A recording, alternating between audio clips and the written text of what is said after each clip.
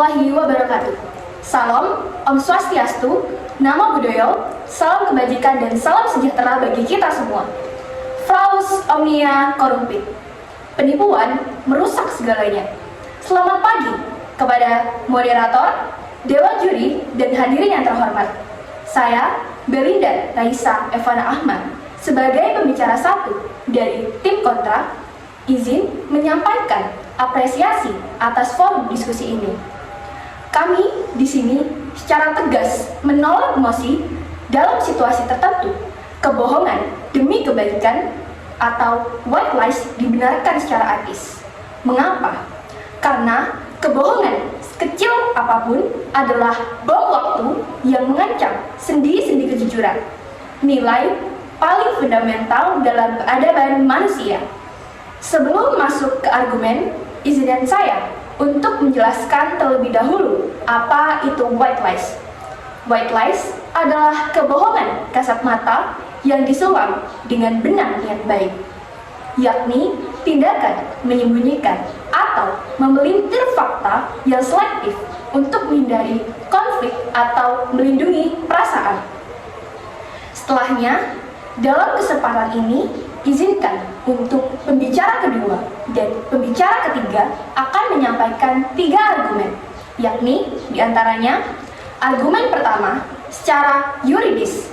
Poinnya adalah white lies bertentangan dengan prinsip hukum fraus omnia corrumpit, yakni penipuan merusak segalanya. Argumen kedua secara universal. Poinnya adalah kejujuran adalah nilai universal yang tidak bisa dikompromikan. Argumen ketiga, secara psikologis, poinnya adalah white lies meracuni mental pelaku dan juga korban.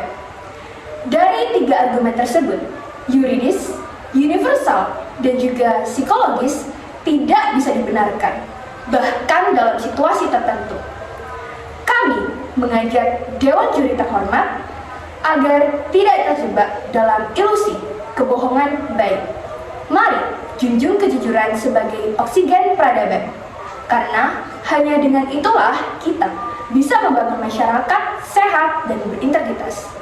Jika kebohongan kecil adalah pintu darurat hubungan manusia, bukankah lebih baik membangun rumah yang tak perlu pintu darurat? Sekian dari saya pembicara satu. Wassalamualaikum warahmatullahi wabarakatuh.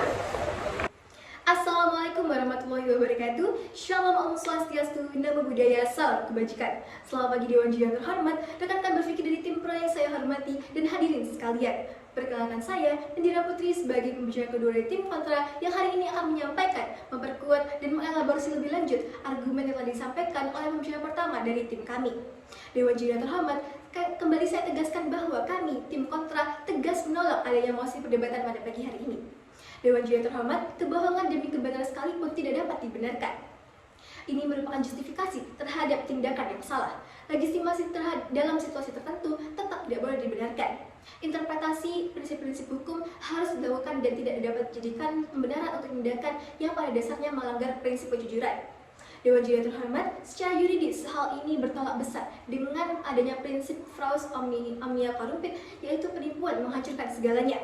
Prinsip tersebut mengajarkan bahwa tindakan yang didasari oleh ketidakjujuran tidak dapat dipertahankan, bahkan jika tujuannya tampak mulia.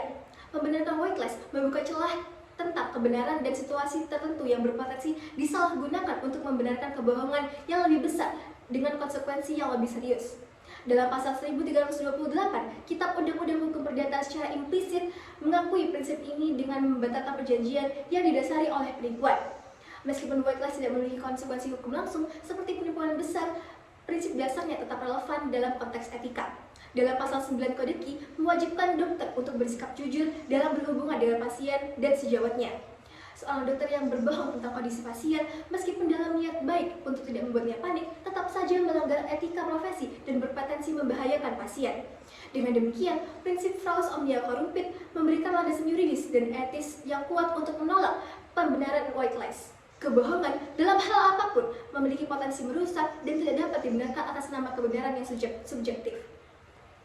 Argumen sosial kami adalah bahwa pembenaran white lies mengikis norma kejujuran dan membangun budaya ketidakpercayaan dalam masyarakat. Penerimaan whitelist secara luas merusak tatanan sosial yang bergantung pada kepercayaan antar anggota masyarakat. Jika whitelist dibenarkan secara etis, batas antara kebohongan baik dan kebohongan buruk menjadi kabur. Berdasarkan data Jurnal Sosiologi UGM 2024, 42% individu yang sering menjadi korban whitelist cenderung menarik diri dari kegiatan sosial. Dewan Juri terhormat, pembenaran whitelist secara bertahap merusak fondasi kepercayaan sosial yang krusial bagi masyarakat yang sehat. Whitelist bukanlah tindakan tanpa konsekuensi psikologis yang merugikan. Hal ini menyebabkan dampak psikologis baik kepada pelaku maupun kepada korban. Pelaku dapat mengalami rasa bersalah, kecemasan, dan penurunan integritas. Hal ini dibuktikan dengan penelitian Jurnal Psikologi Universitas Gadjah Mada tahun 2018 oleh Widya Stuti dan Hidayat bahwa mahasiswa yang sering menggunakan kebohongan kecil untuk menghindari konflik melaporkan tingkat stres lebih tinggi karena kekhawatiran akan ketahuan. Sedangkan korban, berdasarkan laporan kesehatan jiwa tahun 2023 oleh Kementerian Kesehatan Republik Indonesia, 24,5% remaja usia 15-24 tahun melaporkan mengalami gangguan kecemasan ringan sampai dengan berat setelah mengetahui diri mereka sering dibohongi oleh orang-orang terdekat. Dampak psikologis yang merugikan ini dengan jelas menunjukkan bahwa whitelist tidak dapat dibenarkan secara etis. Dewan Juri yang terhormat, kami telah membuktikan bahwa dari sudut pandang yuridis, sosial, dan psikologis, whitelist bukanlah tindakan etis yang dapat dibenarkan. Oleh karena itu, kami mengajak Dewan Juri yang terhormat dan hadirin sekalian untuk membuka pandangan dan memberi keputusan yang berpihak pada kebenaran. Seperti kata Mark Twain, if you tell the truth, you don't have to remember everything. Dan kami, tim kontra berdiri tegak untuk menolak mosi perdebatan kali ini. Sekian, terima kasih. Assalamualaikum warahmatullahi wabarakatuh. Om Swastiastu, Namo Buddhaya, Salam Kebajikan. Saya Aulia Juwita sebagai pembicara ketiga dalam mosi perdebatan kali ini. Saya mengucapkan terima kasih kepada Dewan Juri yang bijaksana serta hadirin sekalian. Dewan Juri yang terhormat, jika kita semua menyepakati fondasi peradaban adalah kejujuran, lalu mengapa kita masih memperdebatkan tentang kebohongan yang diperbolehkan? Tim kami menegaskan dengan tegas bahwa whitelist bukan sekedar kebohongan kecil, tapi bibit kerusakan sosial. Hari ini kami membuktikan bahwa kebohongan sekalipun dibungkus dengan niat baik, tetaplah racun yang membrogoti kepercayaan, integritas, dan hubungan manusia. Seperti yang kita tahu, Dewan Juri terhormat, secara yuridis seperti yang kita dengar tadi tentang prinsip Romawi kuno, Fraus Amania Corrompit, bukanlah pepatah usang. Ini adalah peringatan abadi bagi kita semua. Izinkan saya kembali mengingatkan, tidak ada kanker yang dimulai dari tumor besar, tidak ada masyarakat korup yang dimulai dari kebohongan kecil. Hal tersebut menguatkan bahwa prinsip Fraus Amania Corrompit sangatlah berlaku pada mosi perdebatan kali ini. Karena sekecil apapun tindakan yang dilakukan jika itu kebohongan akan berdampak besar. Dalam hukum Romawi, prinsip ini membatalkan seluruh kontrak hanya karena satu klausa curang. Satu whitelist merusak seluruh integritas hubungan. Sebagai contoh, 78% profesional kehilangan kepercayaan pada rekan yang diketahui whitelist. Journal of Business Ethics 2023. Dewan Juri yang terhormat, secara universal, whitelist merupakan virus sosial yang menyamar sebagai vitamin. Kita semua pernah mendengar kalimat, ini hanya kebohongan kecil, tidak akan ada yang dirugikan. Namun, faktanya whitelist juga menjadi pemicu timbulnya krisis keaslian diri. Studi Stanford menunjukkan bahwa orang yang rutin menggunakan whitelist mengalami penurunan kepercayaan diri karena terus memakai topeng sosial. Setiap kali kita berbohong kecil, kita akan mengkhianati diri sendiri sedikit demi sedikit. Dewan Juri yang terhormat, secara psikologis banyak orang yang mengklaim bahwa whitelist tidak menyakiti siapapun. Padahal studi Life tahun 2018 membuktikan bahwa 62% orang lebih sakit hati saat mengetahui dibohongi daripada mendengarkan kebenaran yang pahit. Mereka bilang whitelist menjaga hubungan, tetapi penelitian Universitas Notre Dame justru menunjukkan pasangan yang jujur tanpa kebohongan kecil punya tingkat kepuasan 40% lebih tinggi. Mereka anggap whitelist tidak berdampak serius, padahal inilah awal dari slippery slope. Seperti riset dan Early, orang yang terbiasa berbohong kecil 3 kali lebih mudah melakukan kebohongan besar. Dampak whitelist juga tak luput dari ranah kompleks dan bertingkat. Seperti contoh, cognitive fault theory, yaitu otak bekerja 30% lebih keras untuk mengingat kebohongan dan menjaga konsistensi. Harvard Study 2019. Erosi integritas diri, self-perception theory. Semakin sering seseorang berbohong, semakin mereka memandang diri sebagai pembohong. BEM 1972. Studi kasus karyawan yang rutin berbohong tentang progres kerja mengalami penurunan self-esteem 23%. Journal of Applied Psychology. Sebagai penutup, saya akan memaparkan peta jalan konkret untuk membangun masyarakat bebas kebohongan dengan solusi yang praktis di tingkat individu, terukur dalam hubungan sosial, profesional secara sistematik. Kami usulkan revolusi komunikasi, yaitu jujur berlapis. Bukan bermaksud mengganti kosakata, melainkan merubah perkataan menjadi lebih relevan. Contohnya, kamu tidak gemuk dengan aku khawatir dengan kesehatanmu. Mari kita cari solusi bersama. Studi Universitas Stanford 2023 membuktikan formula ini meningkatkan penerimaan hingga 70%.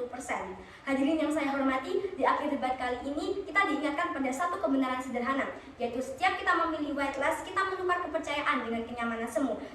Kita bisa terus hidup dalam dunia di mana setiap tidak ada apa-apa menyimpan dendam, setiap kamu cantik mengandung keraguan, setiap aku baik-baik saja adalah jeritan sunyi, atau kita bisa berani menciptakan dunia baru, dunia di mana kejujuran adalah bahasa cinta tertinggi. Pilihan itu dimulai dari kita, dan ucapan kita hari ini dari keberanian mengatakan yang sebenarnya dengan kasih sayang, karena hanya dalam kejujuran hubungan yang sesungguhnya bisa tumbuh. Terima kasih. Dewan juri yang terhormat dan hadirin yang budiman, perjalanan debat ini telah membawa kita pada satu kesadaran white lies bukan sekedar kebohongan kecil. Mereka adalah bibit erosi kepercayaan. Kita telah melihat bagaimana white lies merusak hubungan personal, bagaimana mereka mengikis integritas sosial, dan yang paling penting, bagaimana alternatif jujur sebenarnya ada. Hari ini kita berdiri di persimpangan antara dunia yang dibangun di atas kepalsuan yang nyaman atau masyarakat yang berani hidup dalam kebenaran yang membebaskan. Pilihan ada di tangan kita, dan pilihan yang benar sudah jelas. Waktunya kita berani jujur. Terima kasih.